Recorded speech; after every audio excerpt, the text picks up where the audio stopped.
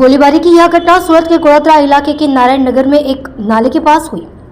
सथाना के यान व्यापारी संजय भाई परसाना नामक युवक पर गोलीबारी की गई।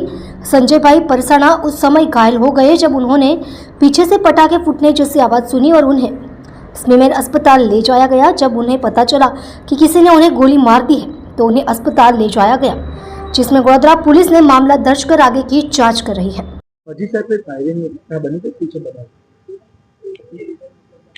સંજયભાઈ પડસારા કરીને એક સરથાણાનો યુવક છે જે યાનના વેપારી છે.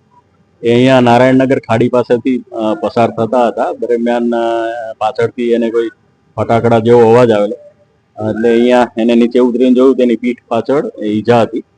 એટલે એમને અહીંથી એમના જે માસિયાઈ ભાઈ છે એ અહીંથી હોસ્પિટલ લઈ ગયેલા.